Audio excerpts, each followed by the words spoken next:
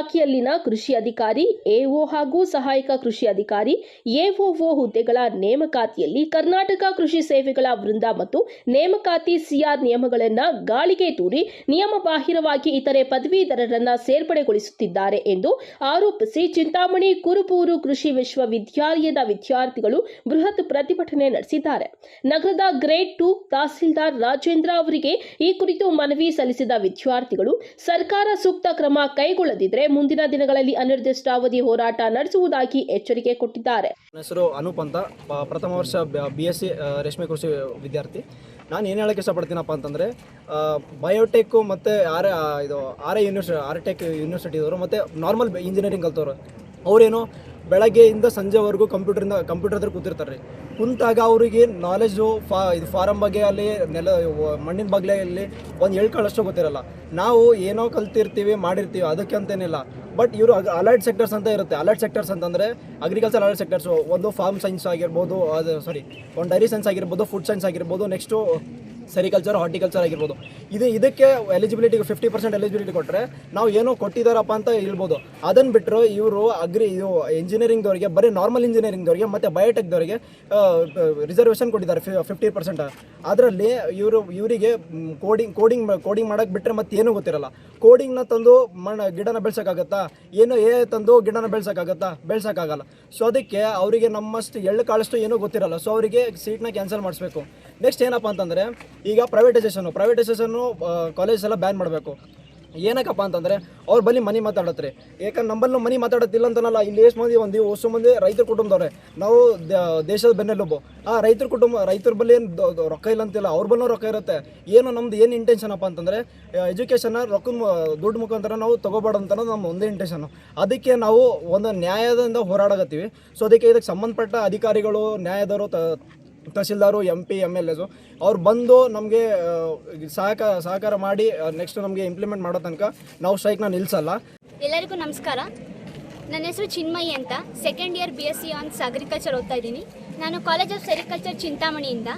ನಮ್ಮ ಬೇಡಿಕೆ ಏನಪ್ಪ ಅಂತಂದರೆ, AO ಎಕ್ಸಾಮ್ ಮತ್ತು AO ಎಕ್ಸಾಮ್ಗೆ ಅಗ್ರಿಕಲ್ಚರ್ ಸ್ಟೂಡೆಂಟ್ಸ್ನ ಬಿಟ್ಟು ಮತ್ತು ಪ್ರೈವೇಟ್ ಕಾಲೇಜಸ್ ಅವ್ರನ್ನ ಮತ್ತು BE BTech ಅವ್ರನ್ನ ಆ್ಯಡ್ ಮಾಡಿದ್ದಾರೆ. ಇದು ಅಗ್ರಿಕಲ್ಚರ್ ಸ್ಟೂಡೆಂಟ್ಸಿಗೆ ತುಂಬ ಅನ್ಯಾಯ ಆಗ್ತಿದೆ. ಯಾಕಂತಂದರೆ 85% ಇರೋದು ಅಗ್ರಿಕಲ್ಚರ್ ಸ್ಟೂಡೆಂಟ್ಸಿಗೆ ಮತ್ತು 15% ಇರೋದು ಇತರ ಅಲೈಡ್ ಸೆಕ್ಟರ್ಸ್ ಅವರಿಗೆ. BE BTech ಅವ್ರನ್ನ ಆ್ಯಡ್ ಮಾಡಿರೋದ್ರಿಂದ ಏನಾಗ್ತಿದೆ ಅಂತಂದರೆ, ಮತ್ತು ಪ್ರೈವೇಟ್ ಕಾಲೇಜಸ್ ಅವ್ರನ್ನ ಆ್ಯಡ್ ಮಾಡಿರೋದ್ರಿಂದ ತುಂಬ ಕಮ್ಮಿ ಸೀಟ್ಸು ಅಗ್ರಿಕಲ್ಚರ್ ಅವ್ರಿಗೆ ಸಿಗ್ತಾಯಿದೆ. ಈ ಅಪ್ಲಿಕೇಶನ್ ಫಾರ್ಮ್ನ ಫಿಲ್ ಮಾಡೋಕ್ಕೆ 20/6/2026ವರೆಗೂ ನಮಗೆ ಟೈಮ್ ಇತ್ತು. ಆದರೆ 19/6/2026ಕ್ಕೆ ಗೌರ್ಮೆಂಟ್ ಏನು ಮಾಡುತ್ತಪ್ಪ ಅಂದರೆ, BE BTechnology ಅವರು ಈ ಎಕ್ಸಾಮ್ನ ಬರಿಬೋದು ಅಂತ ಅನೌನ್ಸ್ಮೆಂಟ್ನ ಬಿಡ್ತಾರೆ. ಒಂದೇ ದಿನಕ್ಕೆ ಅನೌನ್ಸ್ಮೆಂಟ್ನ ಬಿಟ್ಟಿರೋರಿಗೆ ನಾವು ಈ ಅನೌನ್ಸ್ಮೆಂಟ್ನ ತೆಗ್ದಾಕ್ರಿ ಅಂತ ಹೇಳಿದ್ರೆ, ಇವಾಗ ಆಲ್ರೆಡಿ ಎಲ್ಲರೂ ಅಪ್ಲಿಕೇಶನ್ ಹಾಕಿದರೆ ನಾವು ಒಂದೇ ದಿನಕ್ಕೆ ಈ ಅನೌನ್ಸ್ಮೆಂಟ್ನ ತೆಗಿಯೋಕ್ಕಾಗಲ್ಲ ಅಂತಾರೆ.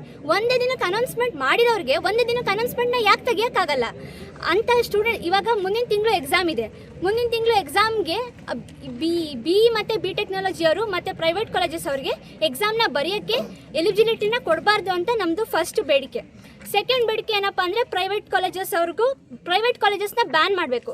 ಪ್ರೈವೇಟ್ ಕಾಲೇಜಸ್ ಅವ್ರಿಗೆ ಇವಾಗ ನಾವು ಎಲ್ಲ ಗೌರ್ಮೆಂಟ್ ಕಡೆಯಿಂದನೇ ಬರೋ ಫೆಸಿಲಿಟೀಸಿಂದ ಓದ್ತೀವಿ. ಪ್ರೈವೇಟ್ ಕಾಲೇಜಸ್ ಅವ್ರಿಗೆ ಮನಿ ಮಾತಾಡುತ್ತೆ. ಕೃಷಿ ಇಲಾಖೆಯಲ್ಲಿನ ಕೃಷಿ ಅಧಿಕಾರಿ ಹುದ್ದೆಗಳು ರೈತರಿಗೆ ವೈಜ್ಞಾನಿಕವಾಗಿ ಮತ್ತು ಪ್ರಾಯೋಗಿಕವಾಗಿ ತಾಂತ್ರಿಕ ಮಾರ್ಗದರ್ಶನ ನೀಡುವ ಅತ್ಯಂತ ಜವಾಬ್ದಾರಿಯುತ ಹುದ್ದೆಗಳಾಗಿವೆ.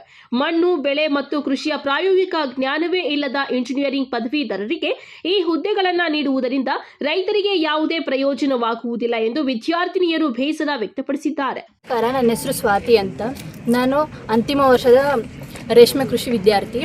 ನಮ್ಮ ಬೇಡಿಕೆ ಏನು ಅಂತಂದರೆ, 15% ಎಲ್ಲ ಅಲೈಡ್ ಸೆಕ್ಟರ್ನ ಫಾರ್ಮ್ ಸೈನ್ಸ್ನ ಆ್ಯಡ್ ಮಾಡಿದ್ದಾರೆ. ಸೆರಿಕಲ್ಚರ್ನ ಯಾಕೆ ಆ್ಯಡ್ ಮಾಡ್ತಿಲ್ಲ ಅನ್ನೋದೇ ನಮ್ಮ ಬೇಡಿಕೆ. ಈಗ ನಾವೇನು ಸೆರಿಕಲ್ಚರ್ಗೆ ಡೈರೆಕ್ಟಾಗಿ ಬಂದೇನೋ ಜಾಯ್ನ್ ಆಗಿಲ್ಲ. ನಾವು KE ಅಂಡರಲ್ಲಿ CET ಎಕ್ಸಾಮ್ ಬರೆದಿದ್ದೀವಿ, ಪ್ರಾಕ್ಟಿಕಲ್ ಎಕ್ಸಾಮ್ ಬರೆದಿದ್ದೀವಿ. ಅದಾದಮೇಲೆ ನಮಗಿಲ್ಲಿ ಸೀಟ್ ಕೊಟ್ಟಿದ್ದು. ನಾವು ಏನಿಲ್ಲ ಅಂದರೆ 75% ಅಗ್ರಿಕಲ್ಚರ್ ಸಬ್ಜೆಕ್ಟ್ನೇ ಓದ್ತಿರೋದು. ಆದರೂ ನಮಗೆ ಯಾಕೆ ಕೊಡ್ತಿಲ್ಲ? ಒಂದೇ ದಿನದಲ್ಲೇ ಬಿ ಟೆಕ್ನಾಲಜಿ ಅವ್ರನ್ನ ಆ್ಯಡ್ ಮಾಡಿದ್ದೀರಾ ಅಂದರೆ ಸೆರಿಕಲ್ಚರ್ನ ಕೂಡ ಆ್ಯಡ್ ಮಾಡ್ಬೋದಲ್ಲ. ನಾವು ಅದೇ ಸಬ್ಜೆಕ್ಟ್ನ ಓದ್ತೀವಿ, ಅವ್ರ ಥರ ನಮಗೂ ಪೆಸ್ಟ್ ಅಂದ್ರೆ ಏನು ಗೊತ್ತು, ಡಿಸೀಸ್ ಅಂದ್ರೆ ಏನು ಗೊತ್ತು, ಮಣ್ಣಿನ ಬಗ್ಗೆ ಗೊತ್ತು, ಎಲ್ಲಾದ್ರ ಬಗ್ಗೆ ಗೊತ್ತಿದ್ದು ನಮ್ಮನ್ನ ಯಾಕೆ ಆ್ಯಡ್ ಮಾಡ್ತಿಲ್ಲ ಅನ್ನೋದು ನಮ್ಮ ಬೇಡಿಕೆ. ನಮ್ಮನ್ನು 15% ಅಲೈಡ್ ಸೆಕ್ಟರ್ ಒಳಗೆ ನಮ್ಮನ್ನು ಸೇರಿಸ್ಕೊಳ್ರಿ.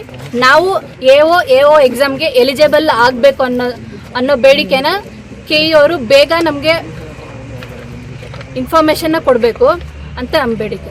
ಪದವೀಧರರು ಉಗ್ರ ಅನಿರ್ದಿಷ್ಟಾವಧಿ ಹೋರಾಟ ಕೈಗೆತ್ತಿಕೊಳ್ಳಲಿದ್ದಾರೆ ಎಂದು ಪ್ರತಿಭಟನಾಕಾರರು ಎಚ್ಚರಿಸಿದ್ದಾರೆ. ಇಸ್ಲಾಂ ಪಾಷಾ, MMTV ನ್ಯೂಸ್, ಚಿಂತಾಮಣಿ.